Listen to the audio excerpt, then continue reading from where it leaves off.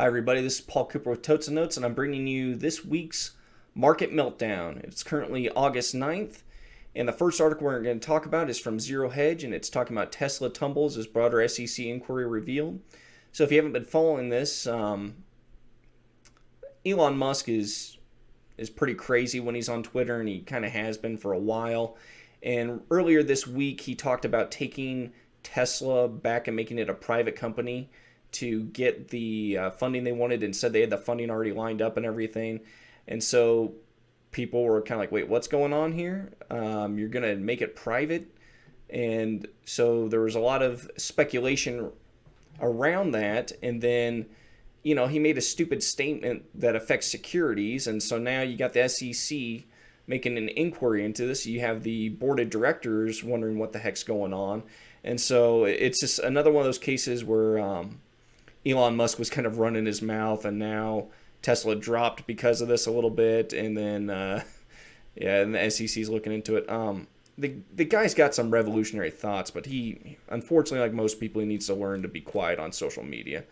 And so it's just kind of an interesting little article, and the shenanigans that he's been pulling lately are pretty entertaining. The article itself is pretty short, but if you want to just follow that in the coming weeks, you may want to get some popcorn ready. All right, for our second article, it's also coming from Zero Hedge. It's a bearish market warning from the tech bubble is back. So it's, we've been talking about this a little bit. The FANG stocks and a lot of the tech stocks are super overvalued. And it's just, this article is very brief, just talks about how they're overvalued. It's definitely an inflated bubble. What's kind of some correlation that's been going on now compared to the 2001 tech bubble, and just kind of what we can expect going forward. Again, folks, tech generally over the long term in stocks makes pretty decent money and everything, but it's such a huge bubble right now that they have these it's just mania with them. They don't just steadily increase. They skyrocket and then they plummet. So if you've got stuff in it now, maybe you'd be looking to get rid of some of it or talk to your financial advisors about what to do. But I definitely won't be buying any for the foreseeable future. All right, so for our last article from Zero Hedge, it's if this chart doesn't scare you out of stocks, nothing will. And again, it's just talking about how the stock market's overvalued and the correlation between where we're at now and in the S&P in 2018 and 2000 and what happened. So here we go there. That's supposed to be the scary chart there. Again, this is kind of tongue-in-cheek, just having some fun with it, but do stay aware. Whatever you're investing in, folks, make sure that you're getting good advisors and that you fully understand what you're doing and that you're not investing at super high peak levels for price. And if you do that, then you'll probably come out ahead and at least be okay. So let's move over to Housing Wire. All right, so for our first article on Housing Wire, it's talking about canary in the coal mine, impact mortgage originations plummet in the second quarter.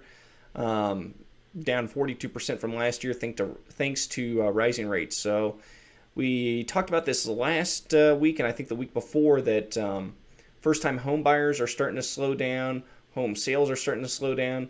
The rate hike for the interest rate for mortgages has finally increased enough to where it's really starting to take effect on buyers, and it's really starting to kind of cool down the housing market.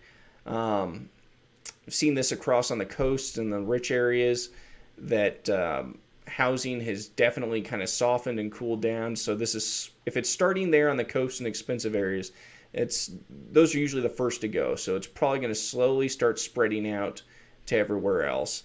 So this could potentially be one of the big signals for the turn in our housing market. It may not be that bad this time, but I think it probably will, because you're also hearing about a lot of the same garbage as far as these subprime, or basically the new subprime loans. It's great for note investors because there's going to be plenty of inventory for the years to come. But as far as the economy as a whole, it's not good. Then for our next article on Housing Wire, just to we're starting to get kind of depressing. Every single article I've talked about is either a company doing poorly or the economy doing poorly. And this one's no different.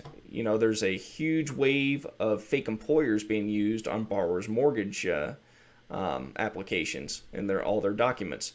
So not only do we have these junky new subprime loans being issued, people are back to doing, lying or trying. If they can't do no doc loans, they're gonna just lie on them and then not verify everything. So here are 10 potentially fake companies that people have been using to help them get loans for their mortgages. So yeah, mortgage fraud, that's a good thing. All right, for our last article from Housing Wire, it's mildly depressing, but only for 10 markets, so I guess that's good. Try to leave on a high note of just bad news for this week. So the 10 markets that are projected to have depression or become depreciated are Cumberland, Maryland, West Virginia area. I guess I'm assuming that's outside of D.C. or near D.C. Farmington, New Mexico, Gettysburg, Atlantic City, Peoria, Fort Smith, Jackson, Mississippi, Hartford, Connecticut, Joplin, Missouri, and Bridgeport, Connecticut. I believe most of these ones in Connecticut are kind of they're commuter communities that generally are well-ordered, people that are a little bit better off and have nice jobs. It's kind of surprised to see Joplin, Missouri on there because it's never really been a super thriving city. It's always kind of been a blue-collar city. But again, it's only expected 0.3%, so that's not too much. Jackson, Mississippi, it's the largest city in Mississippi. Mississippi and a lot of the southern states in general never really have a super strong economy. And then Fort Smith, Arkansas, not really surprised.